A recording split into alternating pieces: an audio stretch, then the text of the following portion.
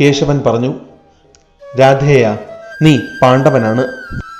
അംഗരാജൻ കർണ, നീ എന്നോടൊപ്പം വന്നാലും പാണ്ഡവർ നിന്നെ രാജാവായി വാഴിക്കും. പാണ്ഡവരും വൃഷ്ണികളും നിന്റെ ബന്ധുക്കളാണ്.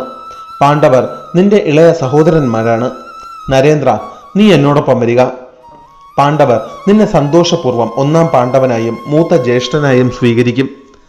പഞ്ചപാണ്ഡവർ നിന്റെ കാൽ തൊട്ട് വന്ദിക്കും. ഉപപാണ്ഡവരും അഭിമന്യുവും പിതൃതുല്യനായി കണ്ട് നിന്നെ ബഹുമാനിക്കുകയും സ്നേഹിക്കുകയും ചെയ്യും. പാണ്ഡവ പക്ഷത്ത് യുദ്ധത്തിനായി ചേർന്ന രാജാക്കന്മാരും അന്തകരും വൃഷ്ണികളും നിന്റെ മുന്നിൽ തലതാഴ്ത്തി നിൽക്കും. അവരെല്ലാവരും സ്വർണവും വജ്രങ്ങളും അമൂല്യമായ രത്നങ്ങളും മറ്റു സമ്പത്തും നിന്റെ കാൽക്കീഴിലെത്തിച്ചിട്ട് നിന്റെ ഐശ്വര്യത്തെ പരമകോടിയിലെത്തിക്കും. ക്രമമനുസരിച്ച് നിനക്ക് ദ്രൗപദിയെയും ലഭിക്കും കർണ. ബ്രാഹ്മണർ വേദങ്ങൾ പറയുന്ന രീതിയിൽ നിന്നെ ഇപ്പോൾ പാണ്ഡവ പക്ഷത്തിന്റെ രാജാവായി വാഴിക്കും കർണ. പുലിത്തോൽ വിരിച്ച സുവർണ സിംഹാസനത്തിൽ നിന്നെ ഇരുത്തി ഞാൻ തന്നെ വിളംബരം ചെയ്യും, നീ രാജാവാണെന്ന്, നീ ഈ പൃഥ്വിക്ക് തന്നെ അധിപതിയാണെന്ന്. യുധിഷ്ഠിരൻ നിന്റെ അനന്തരാവകാശിയാവും. അദ്ദേഹം രഥത്തിൽ നിനക്ക് പിന്നിലായി നിൽക്കും. അദ്ദേഹം നിനക്ക് പിന്നിലായി അധികാരത്തിന്റെ പ്രതീകമായ കുട പിടിച്ചു നിൽക്കും. ഭീമസേനൻ നിനക്ക് വെഞ്ചാമരം വീശും. വെള്ളക്കുതിരകളാൽ വലിക്കുന്ന നിന്റെ രഥത്തിൽ 100 കണക്കിന് മണികൾ കാണും. അവ 4 ദിക്കുകളിലും നിന്റെ വരവറിയിക്കും. അർജുനൻ നിന്റെ രഥത്തിന്റെ തേരാളിയാവും കർണ.